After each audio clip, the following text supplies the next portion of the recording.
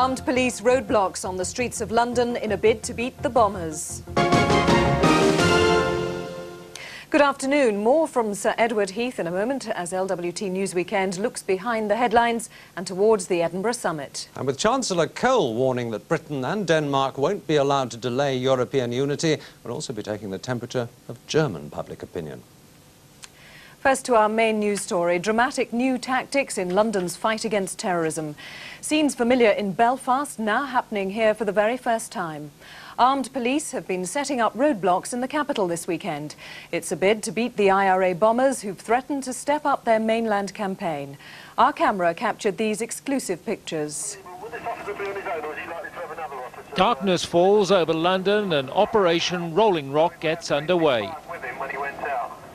For the first time in the capital, police are setting up armed roadblocks to catch IRA terrorists. Officers from the SO-19 firearms unit carrying submachine guns and handguns are there to counter the very real threat posed by the IRA. Wary of identification, they avoid pools of light, opting instead for shadows and cover behind armoured Land Rovers.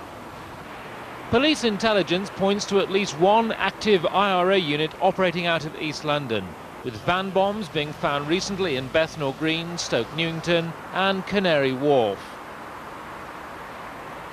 It is, of course, like trying to find a needle in a haystack, but the police have been very lucky over the last few weeks and that run might continue. More importantly, they believe that going on the offensive is the only way to defeat the terrorists.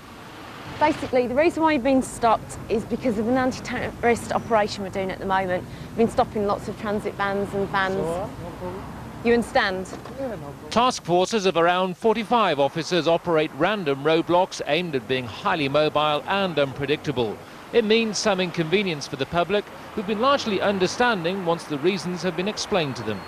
Well, would you rather go fasting or would you rather be alive? You don't mind the inconvenience?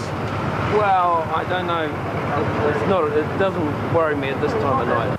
By publicising Operation Rolling Rock and the presence of heavily armed police, the Met are sending a clear message to the terrorists. Terrorists have to move from position A, where they have their equipment, to position B, where they want to plant devices. By having to move, there is always going to be the chance that they are going to be apprehended by one of these roadblocks.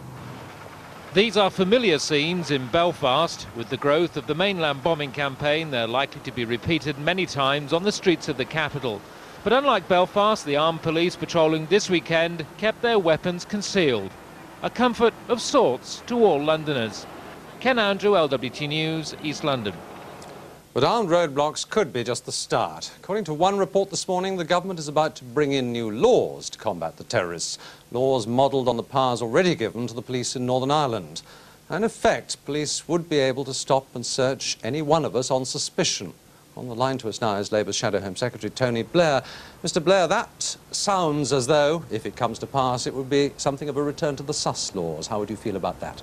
Well, I don't think that anybody wants a return to the sus laws, which were very widely discredited because it was felt they were abused against certain sections of the community. On the other hand, I think that people will entirely understand the need for very strong and active police presence in London in order to combat the current wave of terrorist bombings, particularly after what's happened in Manchester. So armed roadblocks, OK, new laws, question mark? Yes, I think that most people understand